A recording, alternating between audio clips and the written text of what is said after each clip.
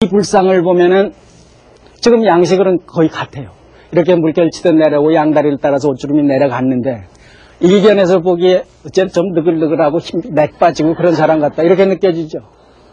이거는 재질도 이제 연한 석회암 재질이기 때문에 그렇게 느껴지기도 하지만은 벌써 당나라에서는 이런 퇴폐적인 분위기가 진행이 되고 있었던 거예요. 그런 거를 그런 시대인데도 신라에서는 문화절정기를 이끌어가면서 아주 건실한 그런 불상을 만들었다는 것을 이 두 불상을 비교를 해보면 알 수가 있단 말이죠. 이건 이제 당나라에서 만들어진 불도예요. 근데 감산사 우리 불도하고 비교를 해보면 우리 쪽이 훨씬 아름답고 더 건전하죠. 그래서 이렇게 이 불상 당나라에서 만든 불상입니다. 그래서 상당히 이제 여기는 그 퇴폐성 같은 게, 관능성 같은 게 엿보인단 말이죠. 우리 쪽에서 근데 그전에는 이 감산사 불상이 만들어지기 전까지는 옷주름을 이렇게 그 양다리로 나누지 않고 앞에만 물결치듯 표현을 해놨어요. 그랬던 거를 이 감산사 불상에서부터 비로소 양다리로 옷주름이 물결쳐 내려가게 이렇게 만들어놨단 말이죠.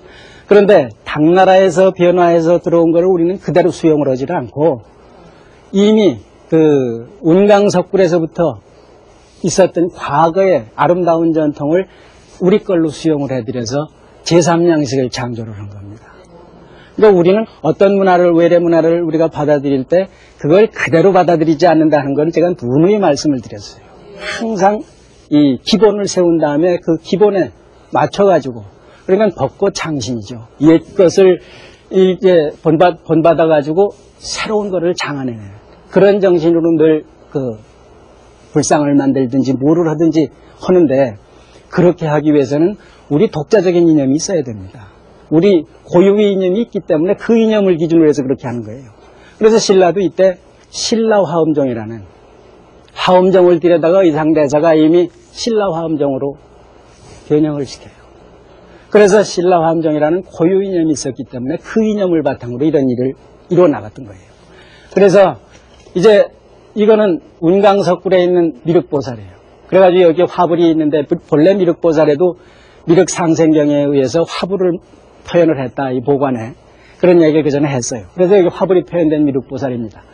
이거를 감산사 불상이 만들어질 때는 당나라에서는 이런 보살상을 만들었습니다. 이렇게. 여기 관능성이 있고 비만성, 퇴폐성이 다 들어있죠.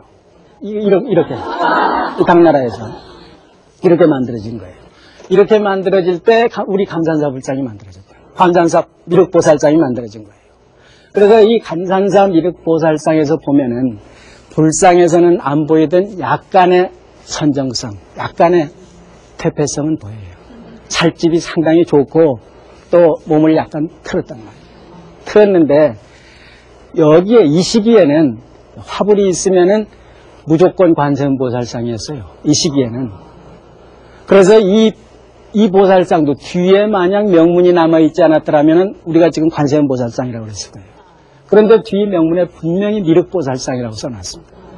이거는 중국에서는 5, 6세기경까지만 이 미륵보살 화관 위에 그 화불을 표현을 했어요. 그랬던 전통을 신라는 잊지를 않고 그대로 계승해서 당시에 관음보살상이 이미 출현했음에도 불구하고 미륵보살을 이렇게 화불이 있는 미륵보살로 조성을 해낸 겁니다.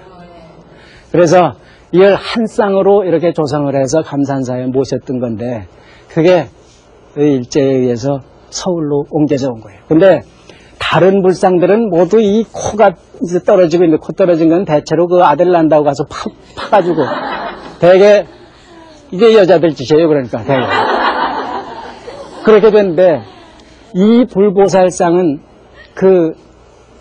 이 보존하려는 사람이 현명한 생각을 해서 논바닥에 엎어놨다는 거예요. 그러니까 자쳐놨으면 가서 팠을 텐데 엎어놨기 때문에 파지 못해가지고 다 코도 안전하고 다 안전하게 됐어요. 이 보살상, 여기 보살상 비교하라고 지금 보여준 건데 이거는 그 벨이 삼존불 중의 보살상. 그러니까 삼국시대에 만든 보살은 이렇게 애기 같은 모습이 있는데 지금 이 감산사 통일신라 시대와 문화절정기로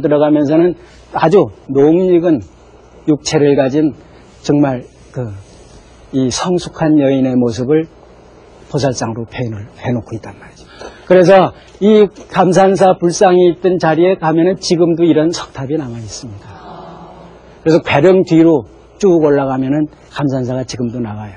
그래서 여러분들이 감산사 불보살상을 통해서 신라 문화의 절정기인 불국시대 초입의 문화 상황이 어떤지를 이해할 수가 있으셨으리라고 생각을 하면서 오늘 강의는 여기서 끝마치도록 하겠습니다.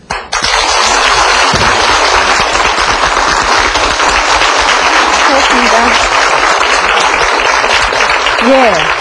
감산사의 보살에 있어 약간의 퇴폐성과 약간의 선전성이 보이는 불상을 모셨는데, 더군다나 이 인도의 불상과 이 중국의 불상을 비교하면서 보니까, 아, 이런 영향을 받았구나. 그럼에도 불구하고 우리 것의 아름다움을 느낄 수 있는, 선생님이 말씀하신 것처럼 우리는 외래 문화를 받아들여도 우리 것으로 소화하는 그런 능력이 있었구나라는 것을 눈이 들어왔지만 우리 스스로가 좀 가슴을 느낄 수 있는 시간이 아니었나는 생각이 들어요.